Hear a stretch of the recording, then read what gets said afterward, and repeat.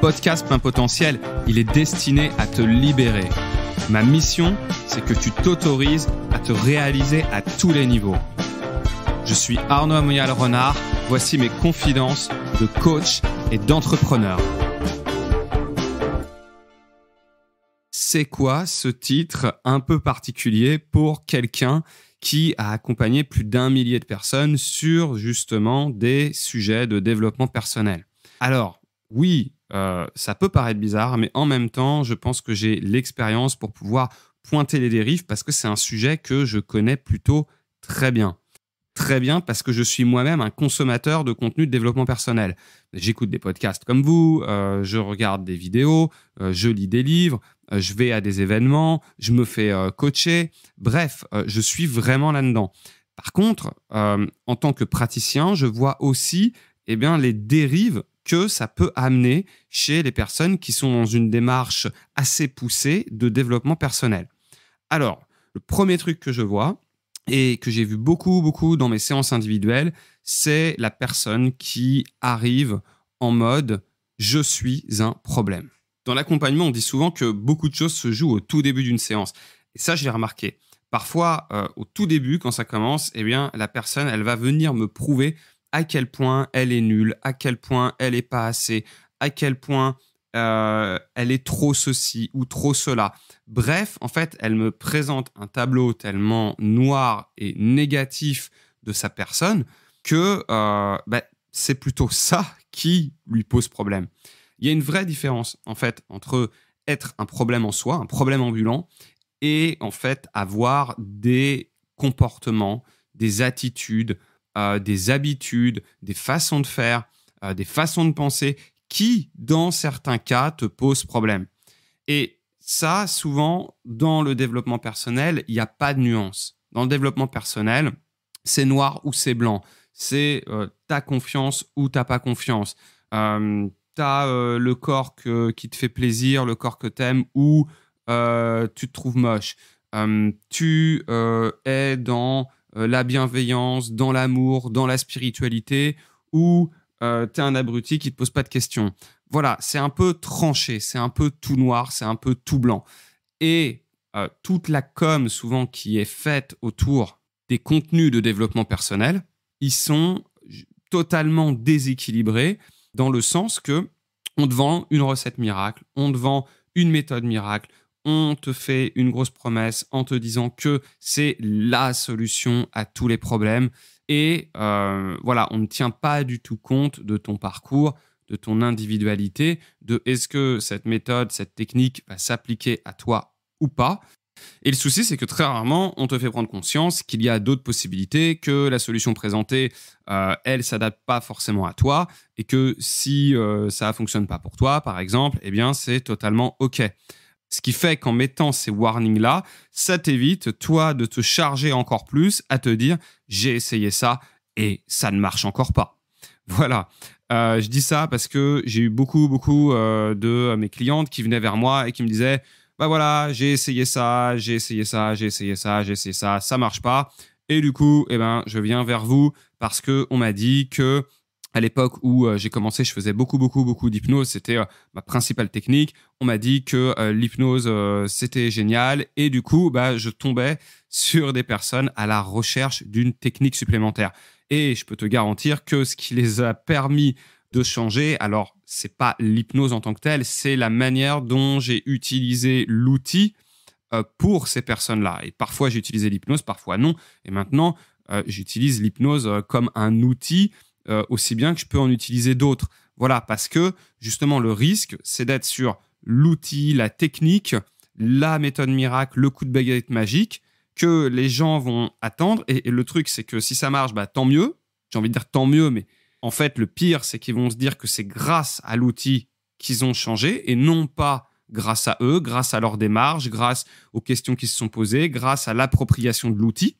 Mais que c'est grâce à l'outil. Et si ça marche pas, là, ça va être « ah voilà, je suis vraiment un cas désespéré » et ça va venir renforcer. Donc, attention à ça. Pour moi, c'est vraiment là un gros point noir sur le dev perso qui peut te donner cette impression de recette miraculeuse. et quand ça marche pas pour toi, c'est compliqué.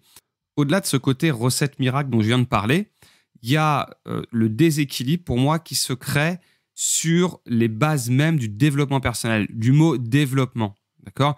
Le mot développement veut dire qu'il faudrait te développer, qu'il faudrait aller vers quelque chose de futur.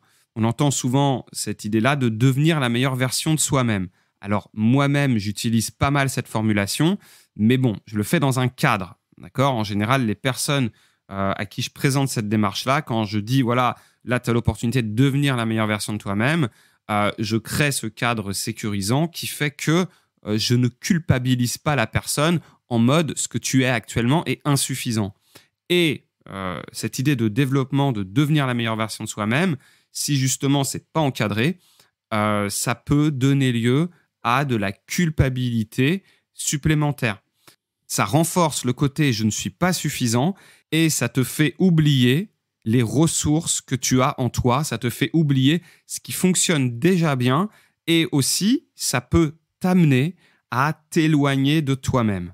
Et souvent, pour moi, un bon équilibre, je viens vraiment là sur le thème du sujet, un bon équilibre, c'est à la fois d'aller vers son inné, d'aller vers soi, vers ses aspirations profondes, vers notre part identitaire, presque génétique, et en même temps se développer, corriger ce qui nous pose problème.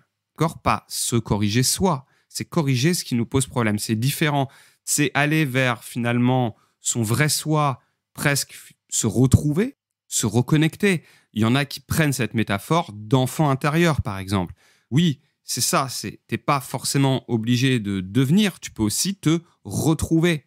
Et je préfère largement maintenant cette idée de connaissance de soi qui va générer l'épanouissement, puisqu'en te connaissant toi-même, en connaissant ce qui naturellement fonctionne bien pour toi, ce vers quoi naturellement tu es attiré, et non ce que la société te dit, et non ce que tel livre va te faire considérer comme bien acceptable ou pas bien, tu vois, d'être vraiment sur qu'est-ce que je veux, quels sont les possibles que j'ai envie d'ouvrir, quelle nouvelle autorisation pour ma vie j'ai envie de me donner.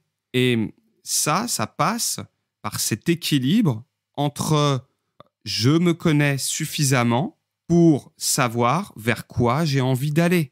Je connais suffisamment mon histoire, qui je suis, pour créer du changement.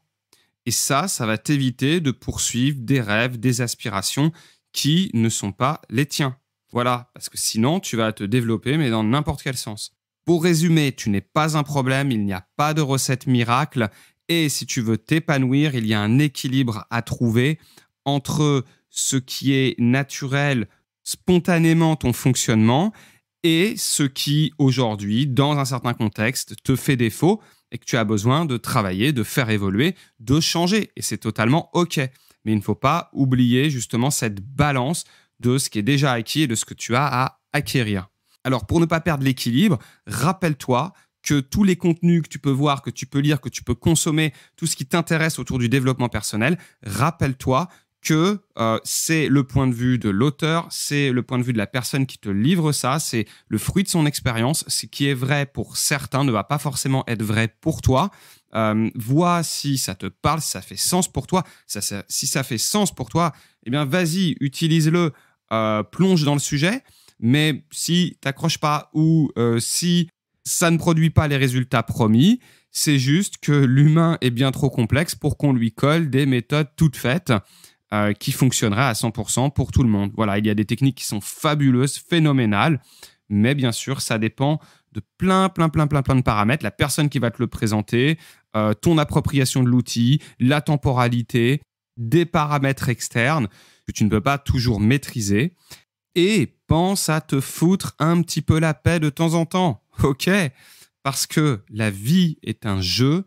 Et là, ce que j'ai envie de te livrer dans cet épisode et dans ces podcasts, c'est de te redonner la possibilité de jouer au jeu de la vie de plein de façons différentes, en tout cas en trouvant la façon qui te correspond. C'est ça, cette approche plein potentiel au pluriel. qui guide cette ligne directrice pour les podcasts.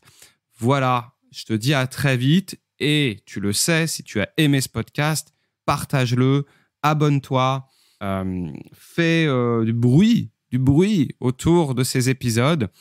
Voilà, ça va le mettre en avant et puis ça va aider des personnes que tu penses qui pourraient en avoir besoin. Et bien sûr, le partage, c'est la vie. Je te donne tout ce que j'ai, je pars chercher ce qui me manque pourtant.